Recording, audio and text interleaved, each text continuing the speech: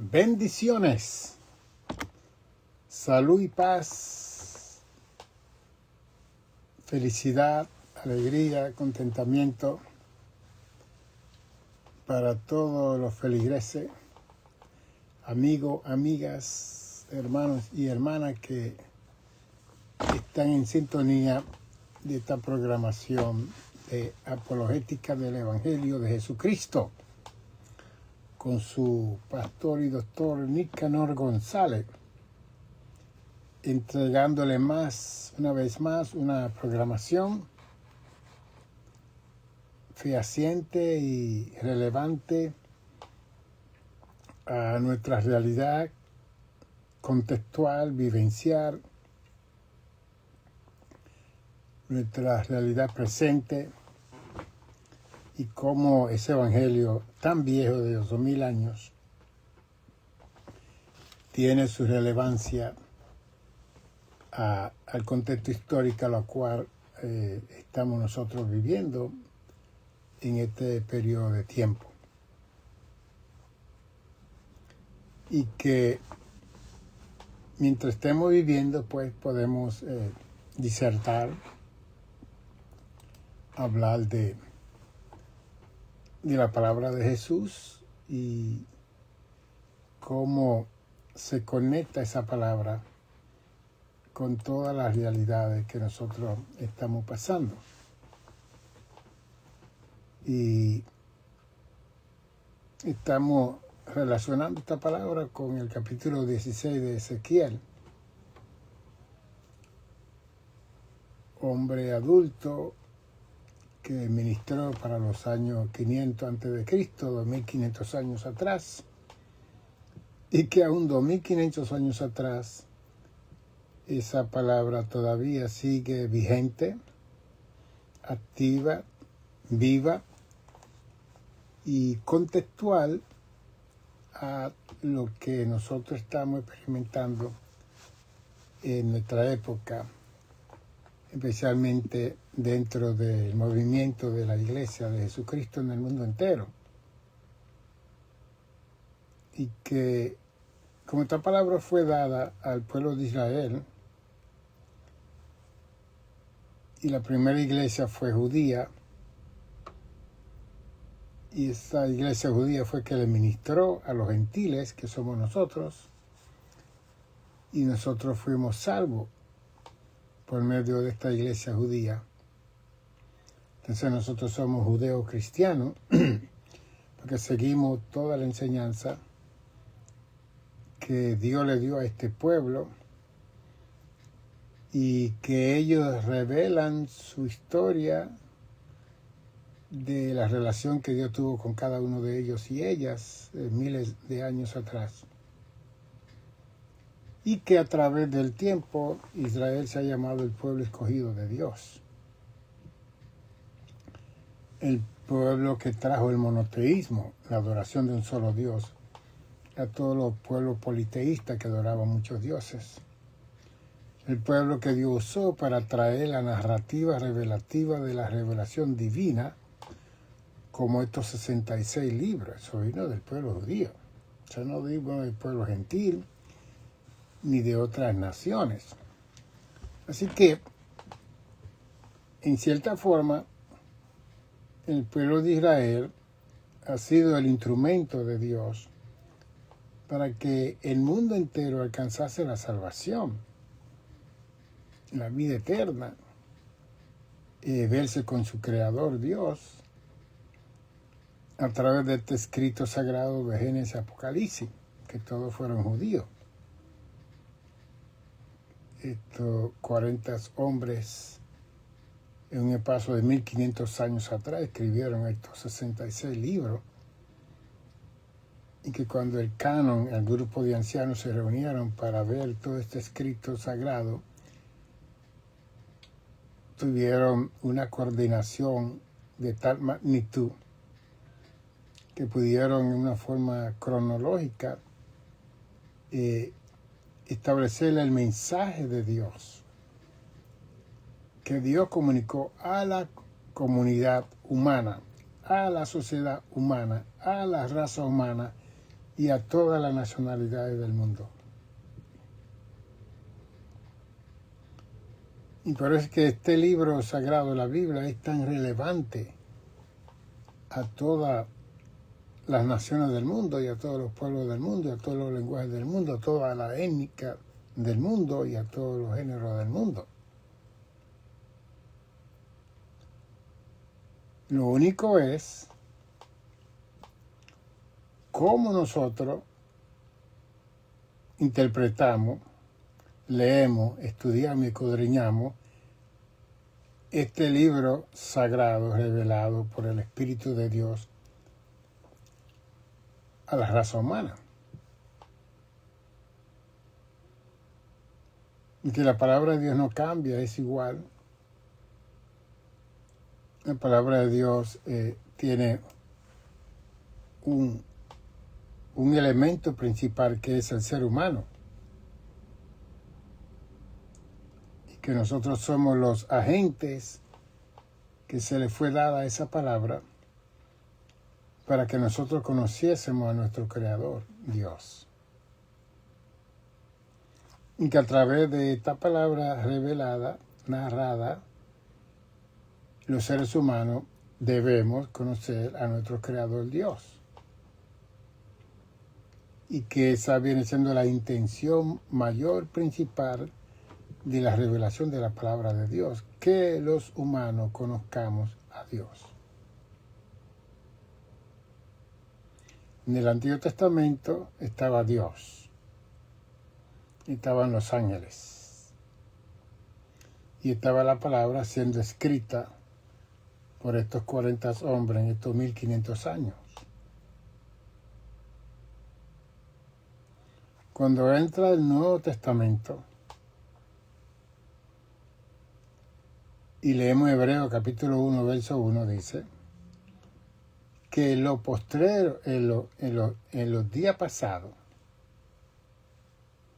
y en la antigüedad, Dios habló a través de los padres, de los patriarcas, pero que en estos días postreros nos ha hablado a través del Hijo. Eso está en Hebreos 1:1. Entonces, el mismo libro, a través de las edades de los tiempos, ha tenido su paradigma, sus cambios. Porque Dios no es un ser que se queda estático, así como el Sol. Porque el Sol es un astro estático que no se mueve. Todo se mueve alrededor del Sol, pero el Sol se mantiene en un lugar y tira sus 43 millones de fuegos Fahrenheit a todos los lugares que cubre el Sol de la Tierra. Y todo va alrededor del Sol, pero el Sol se mantiene estático. Dios no es así, porque el Sol es una criatura de Dios. Es un instrumento de Dios. Es una creación de Dios. En Apocalipsis 22 dice que cuando la gloria de Dios se manifieste en la nueva ciudad celestial, dice que el sol va a salir huyendo. Mire que el sol tiene los 23 millones de fuego que se dispara para la Tierra, que para quemar todos los planetas, si eso llega directamente como rayo caliente. Pero llegará un momento que el sol y la luna, que alumbra de día y de noche, van a desaparecer cuando la criatura o esa creación ve al Creador. Van a salir huyendo. Y como que ya se terminó nuestro trabajo en este universo, en esta tierra, tenemos que desaparecer, porque ahorita ya se ha manifestado la misma gloria de nuestro Creador. Es bien interesante. Y eso va a ocurrir cuando venga la nueva Jerusalén de Apocalipsis 21 a la tierra, que no tendrá lumbrera, ni luz, ni sol, ni luna, porque la misma gloria de Dios va a ser la luz, va a ser la lumbrera, va a ser lo que va a alumbrar todo. y el Cordero que va a estar ahí.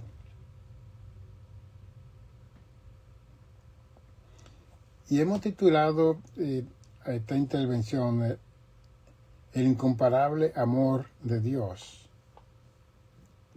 que se manifestó no solamente en Israel, porque esa es la otra situación cuando leemos la Escritura,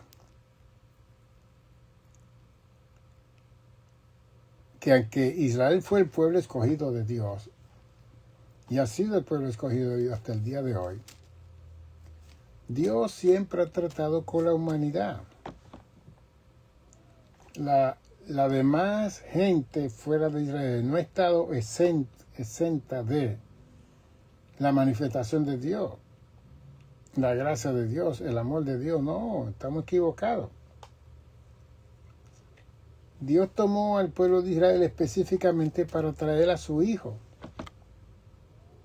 porque Él tenía que buscar un pueblo, una nación, que preservara, que conservara la línea sagrada de la descendencia de Jesús aquí en la tierra. Y Jacob en el capítulo 49, verso 10, dice que de Judá iba a nacer el Mesías.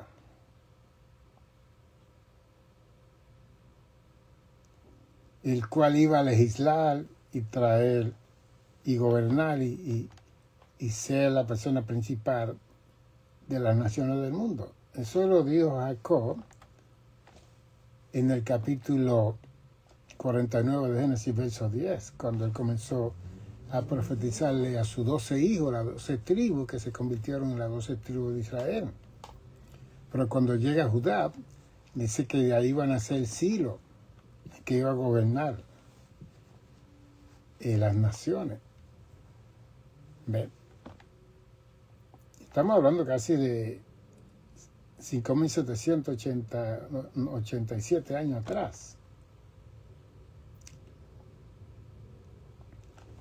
Y cuando nosotros leemos el texto bíblico,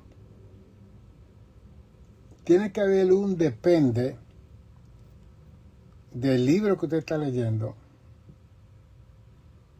de la historia que usted está leyendo, de la profecía que usted está leyendo, del profeta que Dios está usando, del sacerdote que Dios está usando, del escriba, el intérprete que Dios está usando en ese momento para darse, no a revelar, a conocer.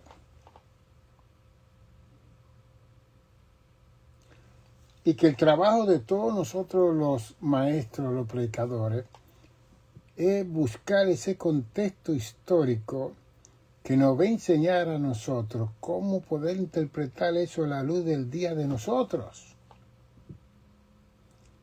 sin usar nuestra opinión, nuestro sentir, nuestro pensar, nuestro creer, nuestra idiosincrasia, nuestra ideología, nuestra cultura, nada de eso.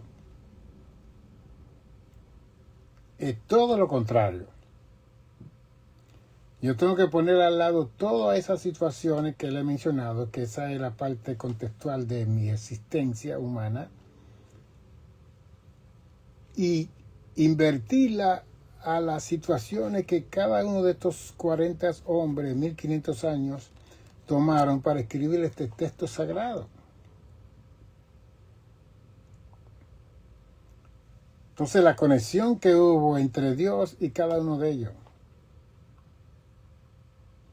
la condición que había en ese momento que ese texto sagrado estaba siendo presentado a ese hombre, a esa mujer, a esa familia, a ese pueblo.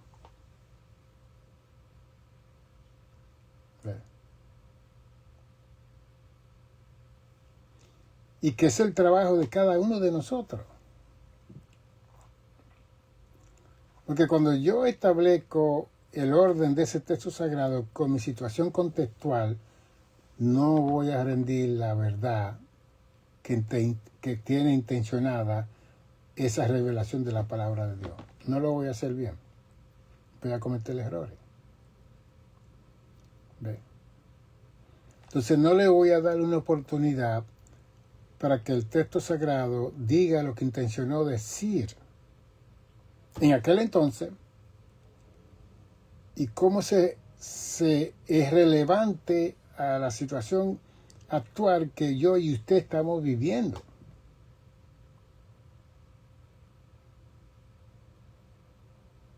Porque de otra forma, lo que usted opina va a superar al contexto histórico del texto sagrado. Lo que usted piensa va a superar al contexto histórico de ese texto bíblico. Lo que usted siente va a superar al contexto histórico de ese texto. Su cultura, su dogma, su liturgia, su ceremonia, su rito, su forma de haber sido criado. Cuando usted aplica todo eso al texto sagrado, usted, en inglés dice, you're going to miss the point. Va a salirse del blanco del punto original de ese texto sagrado que intencionó decir algo que usted no está diciendo porque no lo ha estudiado, no lo ha investigado, no lo ha escudriñado, como Jesús dijo en Juan 5:39, escudriñad las Escrituras, porque a vosotros parece que en ella encontrar la vida eterna. Escudriñar. Cristo no dijo leer ni estudiar, escudriñar, que es lo más profundo, que viene siendo exégesis, exegesis. Y me gusta Jesús porque él siempre se tiraba al fondo del mar. Él fue al mar de Galilea por la noche y caminó por el mar. Cristo era un ser profundo, que hacía la cosa imposible posible, que era un ser sobrenatural, natural en la tierra. ¿Se puede entender eso? No, yo tampoco. Lo sobrenatural vino a lo natural y se integró a toda nuestra realidad natural.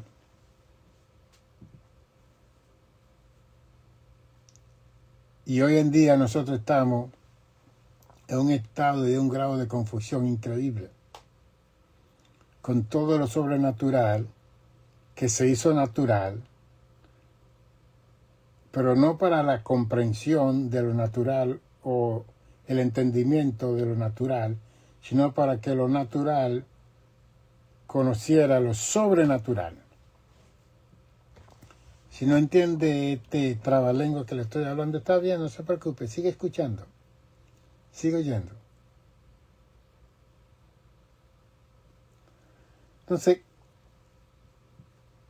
Dios permitió que Israel escribiera 12 libros. Y esos 12 libros comienzan en Josué y terminan con Esther. 12 libros históricos del pueblo de Israel cuando ellos entran a la tierra de Canaán, y Josué conquista 31 reyes de toda la tierra de Canaán para conquistar esa tierra que Dios le había prometido a Israel.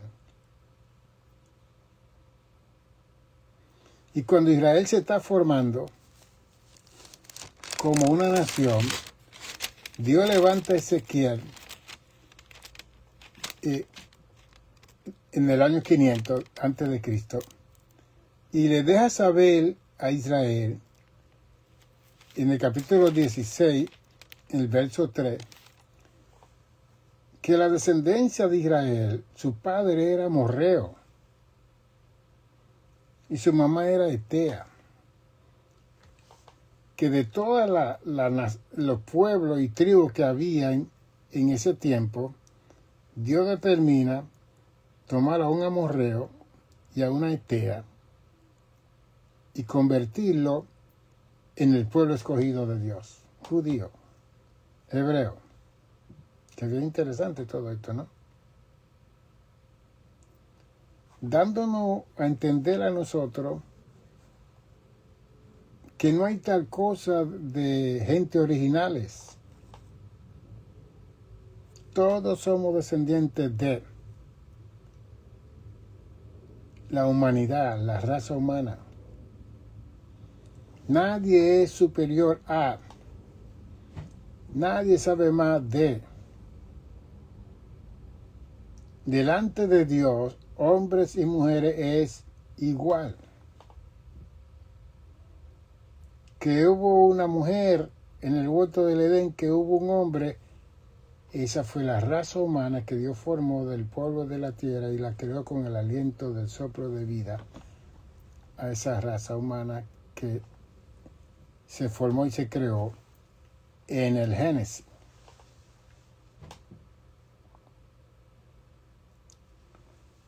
Y que todo ese nacionalismo que nosotros tenemos de nuestros países caen delante de Dios. Todo ese patriotismo que nosotros tenemos de nuestra patria, donde venimos, eso cae.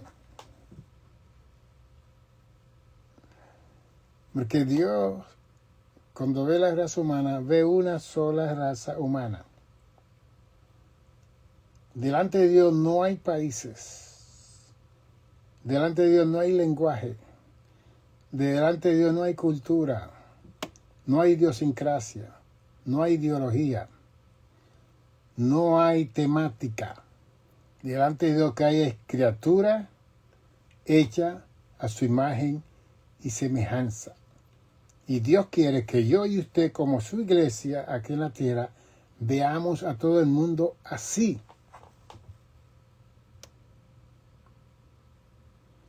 Y por eso es que hay que nacer de nuevo y de arriba, para que nosotros veamos a los seres humanos así, como Dios lo ve. Y Dios levanta a la iglesia para que la iglesia vea a los seres humanos como Dios lo ve, porque nosotros somos la iglesia del Señor. Si hacemos excepción de personas, no estamos haciendo la voluntad de Dios y no estamos viendo a Dios, a los seres humanos, como Dios lo ve. Cada ser humano de esta tierra tiene su dignidad, tiene su gloria delante del Creador, tiene la imagen y la semejanza de Dios, lo más grande. Que no nació en su país, no importa, es de la raza humana. Que lo criaron diferente, no importa, es de la raza humana. Que habla diferente idioma, no importa, eso sucedió en Génesis 11, las lenguas se dividieron. Pero toda la gente que se dividieron en su lengua y se fueron para sus diferentes países fue la raza humana, no fueron marcianos que vinieron de otro planeta, que vinieron en nave y poblaron la tierra, no. Quien pobló toda la tierra fue la raza humana.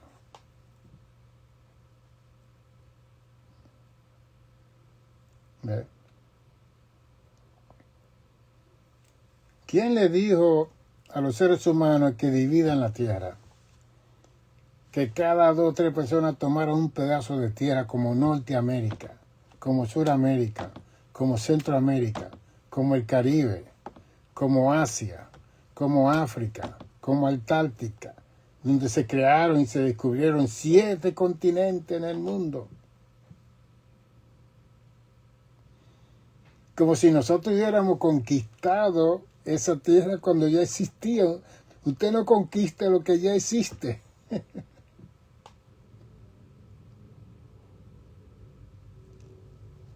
Cuando los europeos en el 1492 vinieron de Europa, de allá, de España, ellos no conquistaron a un Puerto Rico, la Hispaniola, República Dominicana y Cuba y toda esa isla. Habían gente, habían taínos, habían indios ahí, habían gente viviendo. Ellos no conquistaron a Sur y Centroamérica, habían gente ahí viviendo. Usted no conquista lugares que ya hay gente viviendo. ¿Qué dice el Salmo 24? De Jehová es la tierra y su plenitud, el mundo y los que habitan en ella. Es de Jehová.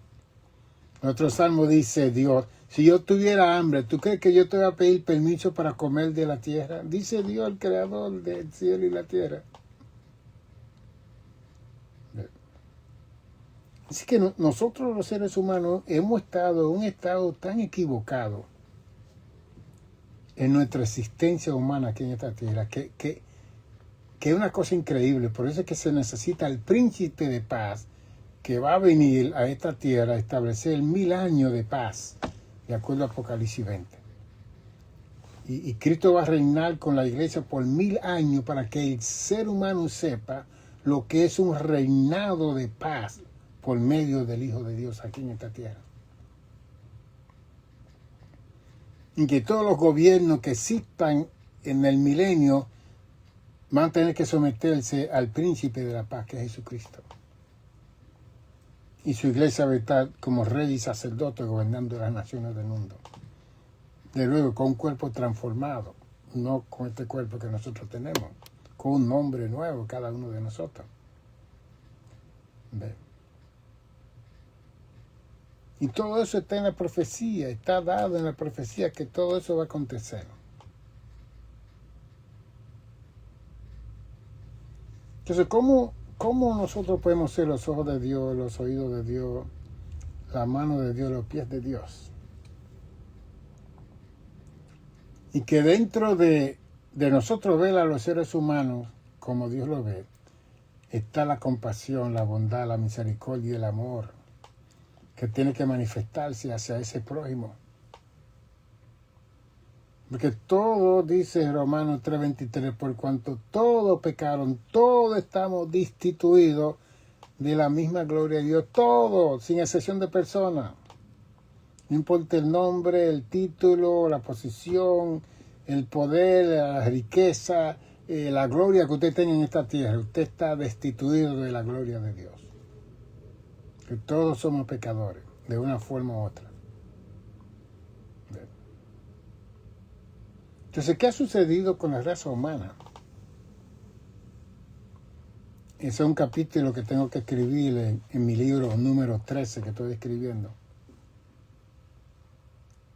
Ese libro se llama Que esta no fue la vida que Dios intencionó para los seres humanos. Así que se llama ese libro. Esta no fue la vida que Dios intencionó para nosotros. Había otra vida, había otra situación que Dios tenía para nosotros. Pero Adán y Eva desobedecieron y toda la vida de los seres humanos cambió. De eso estoy hablando yo en ese libro. Y el libro que tengo escrito aquí en mi computadora se llama Que nosotros somos la obra maestra de Dios. Tengo que mandarlo a publicar, pero necesitamos finanzas para hacer eso. Allá hay 427 páginas. Que nosotros somos, we are the masterpiece of God, somos la obra maestra de Dios. Y ahí yo presento cómo es que Dios nos trata, cómo es que Dios nos ama, cómo es que Dios nos ama obstinadamente y nos persigue y nos busca y nos perdona y nos reconcilia y nos restaura y nos levanta, mientras nosotros nos seguimos hundiéndonos los unos a los otros. Porque el malo de la película aquí no es Satanás y los demonios, somos nosotros. Porque nosotros somos una creación mayor que Lucifer, que los ángeles caídos. Nosotros tenemos la imagen y la semejanza de Dios. Eso es lo que yo hablo ahí. Y la obra maestra de Dios. Nosotros somos una creación mayor. Somos la obra maestra del Creador. Por eso es que toda la jerarquía caída de una tercera parte que cayeron del cielo, no envidian, nos celan hasta no poder. Y no quiere que ninguno de nosotros los seres humanos seamos felices. ¿Qué han hecho ellos? Ellos han combatido con nosotros para que nosotros mismos nos hagamos daño, nos destruyamos, nos celemos, nos envidiemos. Y eso es increíble, uno está en la periferia, en una esquinita, viendo toda esta situación, que eso es lo que yo hago como profesor y maestro de la palabra de Dios. Yo soy un observador de la historia, un observador de las cosas espirituales y un observador de la vida social de los seres humanos. Y por eso recibí un doctorado en psicología para conocer mejor la conducta humana. Aparte del doctorado en teología y ministerio que también tengo. Y son legítimos. No son comprados, ni son de instituciones que no son acreditadas. Y no voy a hablar de ese tema porque ese es otro tema para otra ocasión. Pero los seres humanos que que se hacen daño son personas que no conocen al Creador, que no conocen la importancia que nosotros tenemos delante de Dios, delante de los ángeles que guardaron su dignidad y están en los cielos sirviendo a Dios con amor y sirviéndonos a nosotros también. Es como que los ángeles que nos sirven a nosotros, de acuerdo al Salmo 104, versos 4 y 5, que los ángeles son los mensajeros de Dios, son las flamas de fuego de Dios que nos sirven a nosotros. Que ellos ven a cada uno de nosotros y ellos quisieran que nosotros conociésemos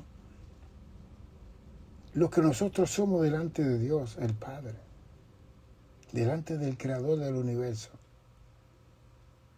Y ellos nos ven a nosotros matándonos, destruyéndonos, criticándonos, condenándonos, señalando, compitiendo. Una cosa increíble. Y que mientras estemos así, la fuerza del mal no tiene que combatir contra nosotros. Satanás no tiene que hacer nada. Porque ya él sembró la semilla en Adán y Eva. Cuando le dijo a Adán y a Eva, seréis como dioses cuando comáis de ese fruto. ¿Seremos como Dios? Sí, van a ser como Dios. ¿Y quién dijo que ustedes van a morir? Nadie va a morir aquí. Si van a ser Dios, ustedes van a vivir para siempre. Oh. Ese dardo se lo tiraron a Adán y a Eva, y ese dardo todavía está en los corazones de los seres humanos. Usted no ve los grandes dictadores de la historia humana, los grandes emperadores de Roma, los dictadores de Roma, de Grecia, de Babilonia, de Siria, Medo, Persa, Egipto. Esos faraones eran dioses en la tierra. Entonces esas 6 naciones que estaban en el Medio Oriente, todos los líderes eran dioses para su pueblo. Esa mentalidad de la serpiente antigua que fue dada a Adán y a Eva, eso corrió. Se quedó como en el gene de los seres humanos aquí en la tierra. Y vemos que cada vez que se le da un poquito de poder a alguien en la tierra, eso es increíble. Cómo comenzamos a despreciar al prójimo, al que no está, al que no ha llegado supuestamente. Y Dios no mira a los seres humanos así, por eso es que Dios siempre levanta a los humildes, a los menos, a los menospreciados, siempre lo levanta para avergonzar a los sabios, como dice 1 Corintios 1, 24 y 25. Los necios del mundo. Dios lo levanta para avergonzar a los sabios. Y no vaya a tener el pensamiento que tuvo el pentecostalismo muchos años atrás. Y otras iglesias sectarias también que decían que mientras menos usted sabía, más Dios lo iba a usar. No, así no. Y que si alguien estaba profetizando y esa persona no tenía estudio, era porque Dios lo estaba usando, no necesariamente. Dios va a usar a quien tiene que usar, analfabeta, intelectual, Dios lo va a usar. La palabra, cuando Dios ve que una de sus criaturas tiene una necesidad, si hay alguien que está dispuesto a ser usado por Dios lo va a usar. Dios no tiene que traer al evangelista tal y al pastor famoso tal y al misionero tal y al profeta tal y al apóstol tal. Dios va a usar a quien esté ahí en la voluntad de Dios para sanar, para obrar en una criatura que le pertenece a Dios. Y por eso es que siempre mi criterio ha sido, mientras hacía el trabajo pastoral por 44 años en mi congregación, que no trate de ser líder, no trate de pelear por una posición, no trate de llegar donde otros han llegado, trate de ser un instrumento de Dios. Porque el instrumento de Dios siempre está disponible 24/7 para su Señor. ¿Ve? Yo tocaba un órgano grande que le llaman Hammond en la iglesia. Era el músico principal mayormente, siempre 44 años siempre estuve tocando. Y ese órgano me lo dieron y me lo regalaron. Yo lo puse ahí en el altar. Y cada vez que yo lo prendía, él producía la música que yo le tocaba. En 2 teclados, 18 bajos en la parte de abajo. Y yo aprendí a tocar ese órgano desde jovencito. Ahora, el órgano tocaba mientras estaba bien. A veces que el órgano estaba bien, pero las bocinas no estaban bien, tenía que mandarlas a arreglar. Pero el órgano seguía bien. Tenía su música, tenía sus teclados, tenía su bajo en la parte de abajo, pero a veces que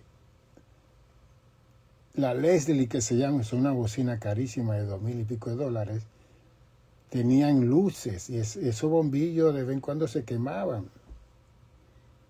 Cuando se quemaba un bombillo de eso que costaba un montón de dinero, yo tenía que cambiar la bombilla eso, buscar un mecánico, y entonces volvía de nuevo a rotar y salía esa música preciosa y hermosa.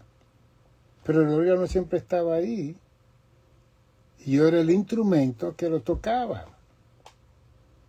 Y si yo no estaba ahí, el órgano estaba ahí, pero no salía música ni nada porque nadie lo prendía y nadie lo sabía tocar.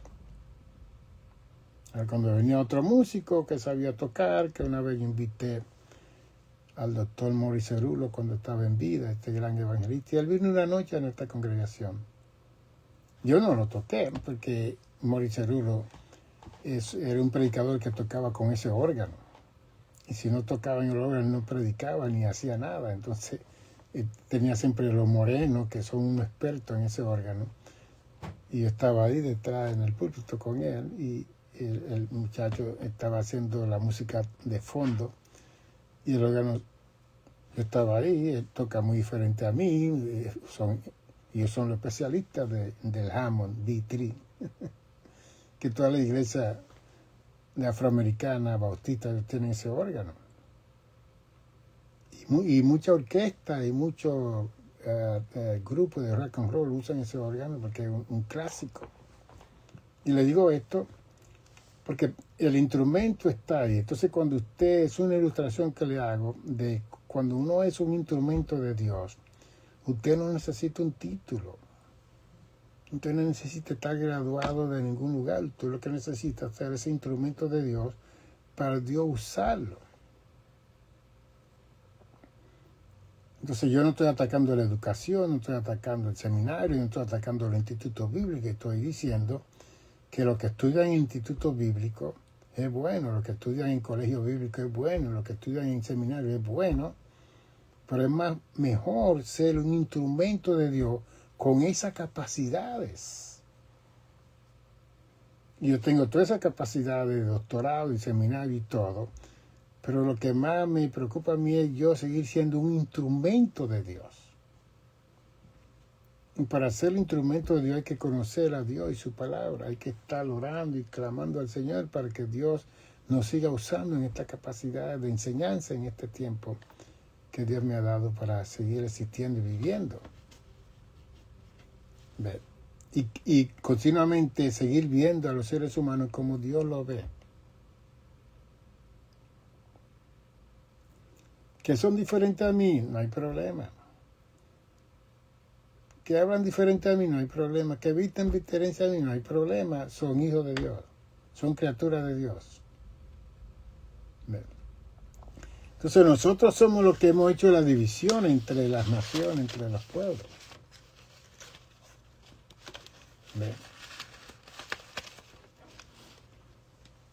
Y es una situación bastante delicada. Entonces yo veo en las redes, veo en las noticias. El otro día vi una persona que se atrevió a decir de la situación que ocurrió el domingo antepasado con Bad Bunny, el cantante de Puerto Rico. Y este hombre decía que ese hombre, que no solamente que no representa a los hispanos, él decía, él hablando en español, que él no era hispano. Eso me dio risa. Nosotros somos europeos. Mi familia, mi padre es italiano, pero él está hablando en español, de un país del sur. Qué ridiculez de la nacionalidad de la gente. Bad Bunny es un hispano. Nos representó en un país americano que tiene más de 70 millones de hispanos, el segundo país más grande hispano, con excepción de México, que tiene más de 240 millones de hispanos. Los demás países tienen 30, 40, aquí hay más de 70 millones. Siempre quieren reducir la hispanidad aquí en los Estados Unidos, pero aquí hay más hispanos, después en México, que en todos los demás países del Sur y Centroamérica y el Caribe y España, que está en Europa. Y que antes de que los ingleses y los europeos viniesen aquí se hablaba español. Y que la mitad de Estados Unidos pertenecía a México.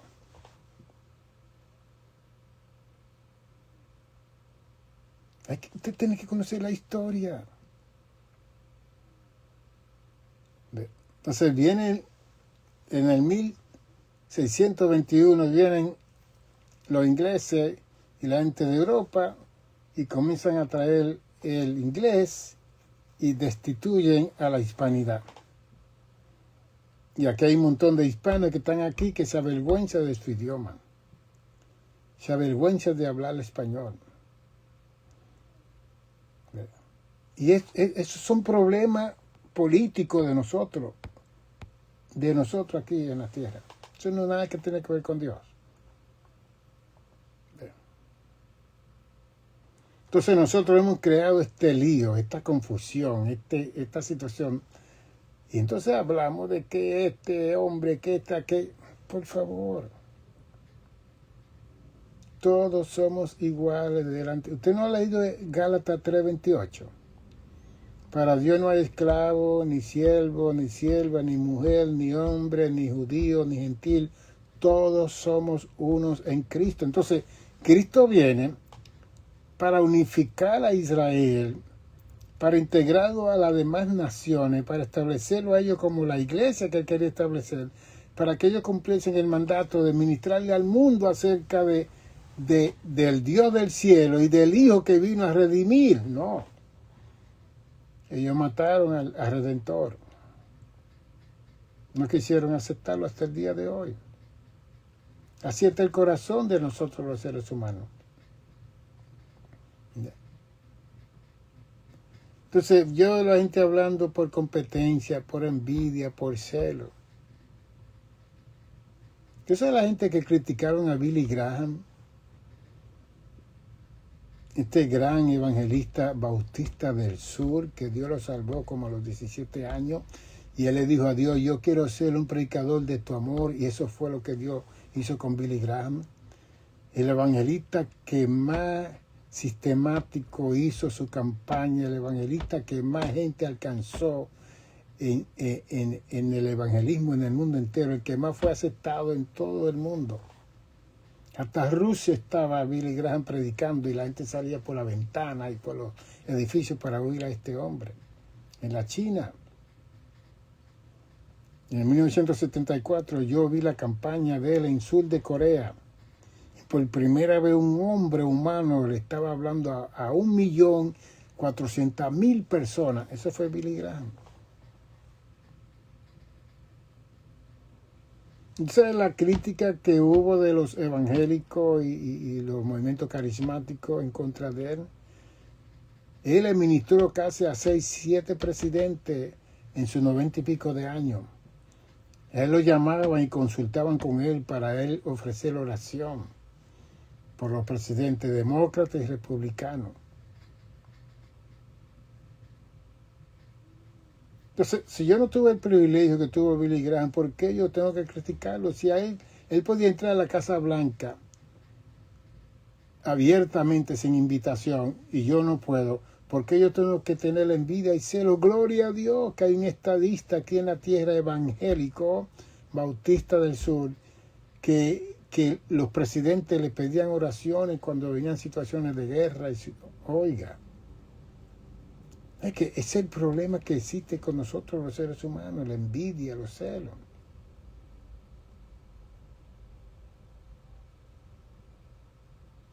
Entonces nosotros somos los que tenemos que escudriñarlo, investigarnos a nosotros mismos, estar señalando. Esto fue lo que ocurrió con el pueblo de Israel en el capítulo 16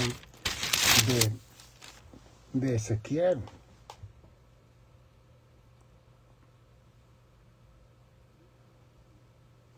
En Ezequiel capítulo 16, en el verso 44, sea aquí todo el que usa de refrán, dice, ¿cuál la madre, tal la hija?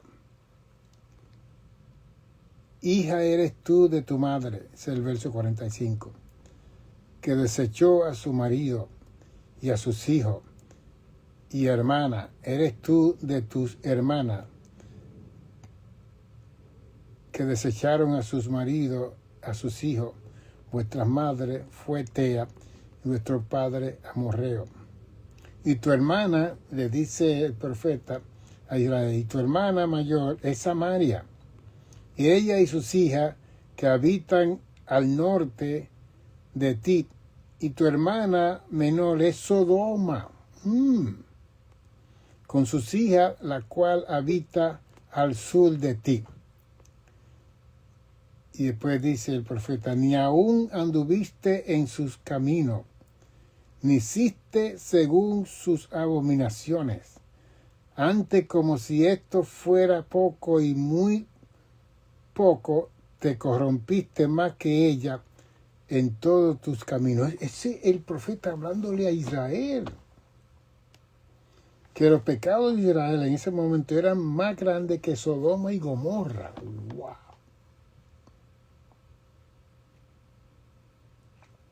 Y el verso 48 dice, vivo yo, dice Jehová, el Señor, que Sodoma, tu hermana, y sus hijos no han hecho como hiciste tú y tus hijas.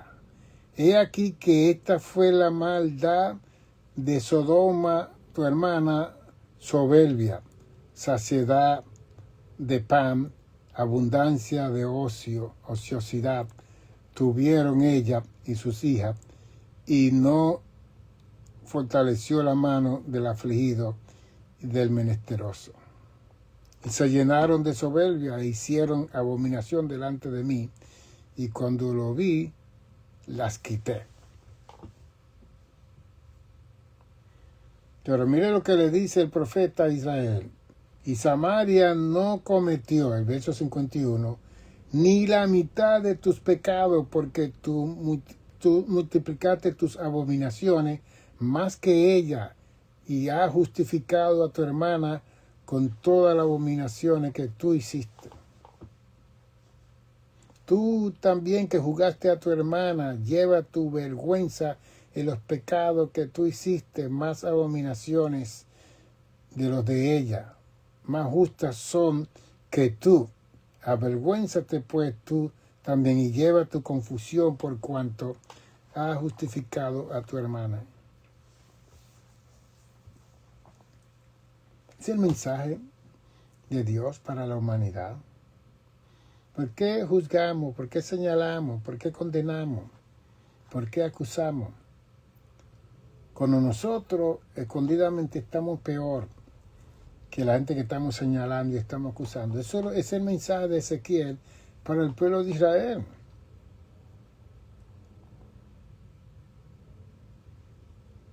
Porque si Israel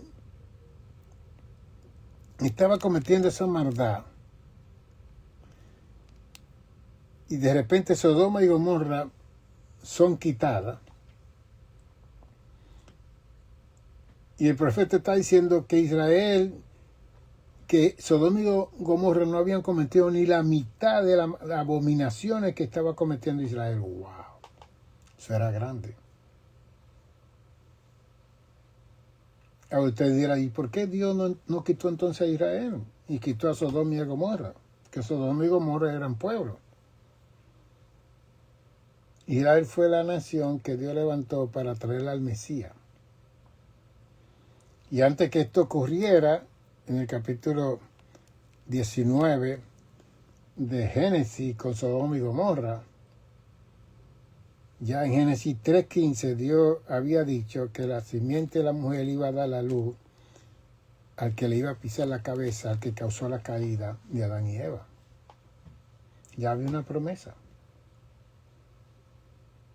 ¿Ve? Y aunque la destrucción de Sodoma y Gomorra vino para el capítulo 19, ya Dios había llamado en el capítulo 11 y 12 a Abraham y su familia, especialmente a Abraham, para que diera a luz esa nación. Entonces de esa nación fue que vinieron los pueblos de Sodoma y Gomorra, los amorreos, los heteos, los jebuseos, los heveos.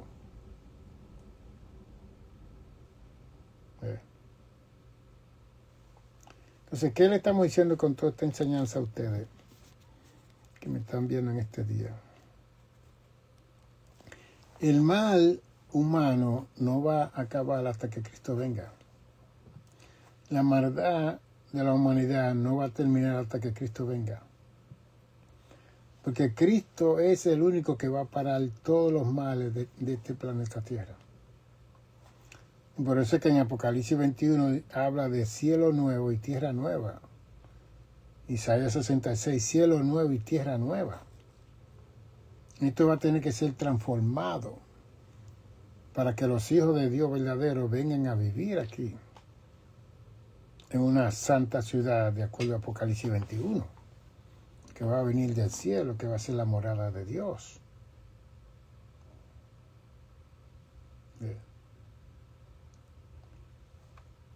Y te me dice, doctor, entonces, ¿qué hago yo entonces oyendo toda esta enseñanza? ¿Qué hago yo con mi vida? Pues atienda su vida. Tiene un esposo, atiéndalo. Tiene una esposa, atiéndala. Tiene hijo, atiéndalo. Tiene nieto, atiéndalo. Tiene familia extendida que usted tiene que reportarse y compartir, atiéndalo. Es el todo de los seres humanos, como habla Salomón en Proverbios y en Eclesiastés. Yo no te llamo a ti para salvar al mundo. El mundo de Jehová y su plenitud. Él va a salvar su mundo. Hechos capítulo 2, el verso 47 dice que Dios era el que añadía a la iglesia lo que iban a hacer. Salvar a Dios. No era ni la misma iglesia, era Dios. Y tenemos pastores que se nos están muriendo todo el tiempo. Esta semana ya han muerto dos amigos míos, que uno yo lo ayudé para ser pastor, el otro fue el que me ayudó a mí para yo ser pastor. Muerto. Pero luego tenían su edad, tenían sus enfermedades. ¿Que sentimos todo eso? Seguro que sí. Pero yo tomo ejemplo de todas estas situaciones para preservar mi vida por lo menos un poquito más de tiempo, para seguir siendo un instrumento de Dios.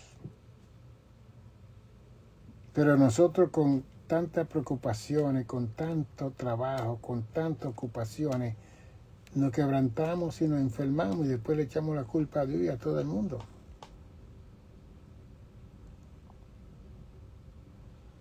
Pastores que entran en crisis con su corazón y siguen pastoreando. Y después se mueren. Dejan su esposa sola, sus hijos solos, sus nietos solos y una iglesia en trauma.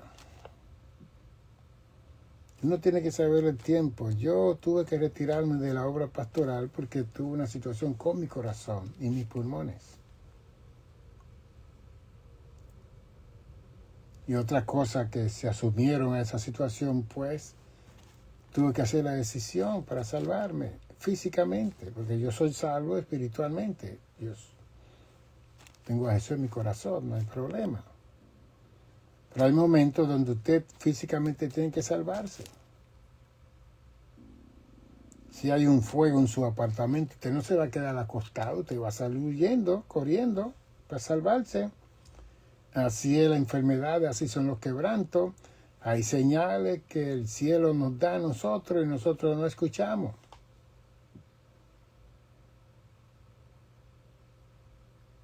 No vemos. Y después comenzamos, ay, que voy a perder esto, que va a pierde tu vida y es peor. Que no va a tener esto, que no me va a dar.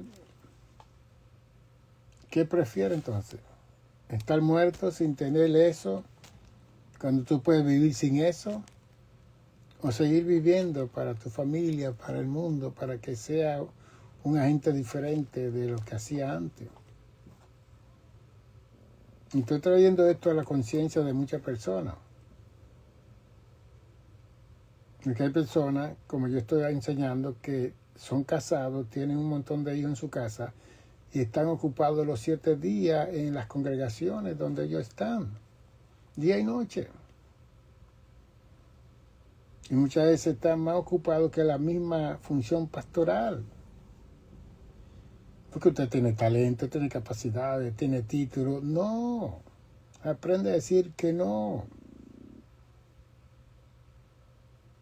Para que sea más feliz, esté más contento. Oh, hay personas que sufren de soledad, que tienen que estar siempre con grupos de personas porque se sienten solos. Es un problema ya que necesita terapia, psicología, sentarse para hablar. Porque yo no puedo estar en mi casa estudiando, orando, tranquilo. Tengo que estar con grupo. Entonces hay un mal en la sociedad, en las congregaciones, en los grupos civiles, sociales, porque eso abarca todo lo que donde hay comunidad y hermandad y sociedad y de todo. Entonces cuando uno mira a su casa, uno nunca está en su casa. Y que pasa todo el día trabajando y después por la tarde tiene que estar con otro grupo de gente. Y el problema es que los hijos, los nietos, si andan por ahí, son los que van a sufrir la ausencia de cada uno de nosotros. Vamos a ser felices. Vamos a medir el tiempo. Vamos a hacer un presupuesto de nuestro tiempo. Yo tengo una conferencia como de 8 páginas que se llama Cómo utilizar bien el tiempo y está grabada en CD. Cómo utilizar bien el tiempo. Porque yo en mi juventud hice muchas cosas, pero yo siempre estaba redimiendo el tiempo para hacer esas cosas. Y cuando llegó el momento de hacer la cosa más seria, comencé a soltar la de menos valor en el sentido de tiempo, porque hay veces que usted está haciendo cosas que no está dando resultados, que es como lo mismo. Entonces yo comencé a estudiar para dar más resultados, consecuentemente con mi enseñanza, con mis predicaciones, con todo lo que tenía que ver con la palabra de Dios. Que no es la mucha ocupación que usted tenga, es la eficacia y lo efectivo que usted sea con lo que usted está haciendo. Para usted, para su familia y para los grupos que lo siguen a usted o que usted dirige. Es lo fiel, lo eficaz, lo eficiente que usted... Pues no es que usted abarque tantas cosas, no, usted no puede abarcar tantas cosas. Abarque hasta donde usted pueda. Lo que usted no puede abarcar, deje que otro lo abarque.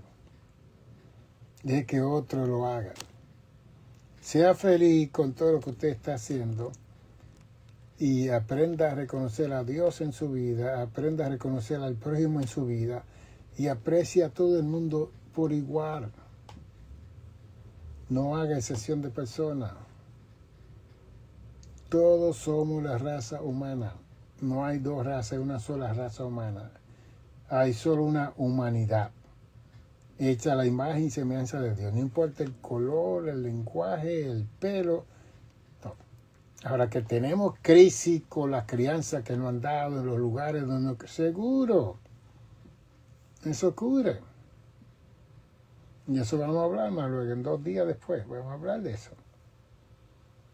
Porque de acuerdo a la parcela donde usted y yo nos criamos, Así somos. Entonces cuando vamos a otros lugares donde criaron a la otra persona diferente a mí, decimos que ellos están mal. Y ellos nos ven a nosotros que estamos mal. ¿Ve? Entonces el justo juez que juzga a la humanidad es el creador de nosotros, que es Dios. Entonces Dios nos ha dado una palabra, un evangelio, para que nosotros veamos dónde cada uno de nosotros cojea, dónde cada uno de nosotros está mal. Por eso es que este libro mándelo a buscar en Amazon, que se lo estoy presentando siempre. La incomprensión del mal y la santidad de Dios. Mándelo a buscar en Amazon.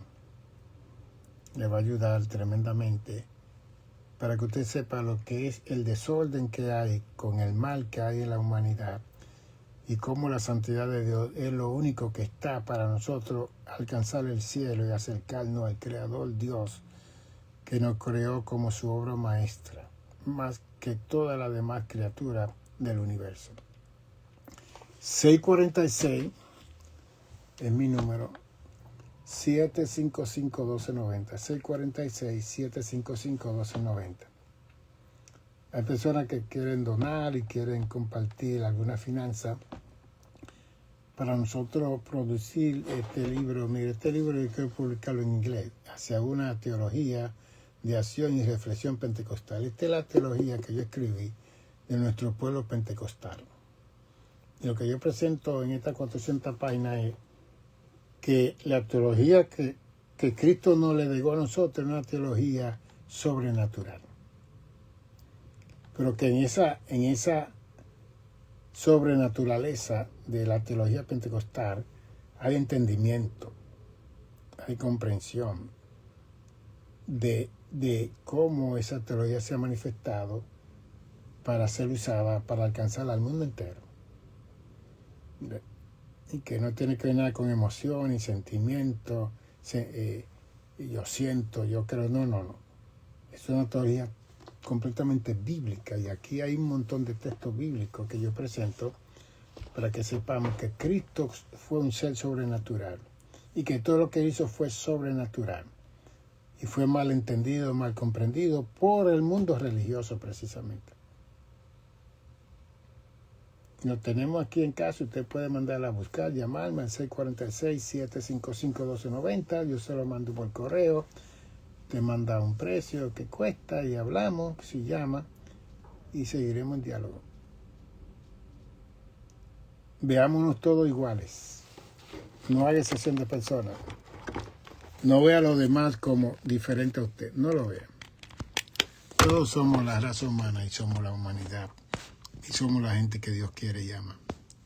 Bendiciones.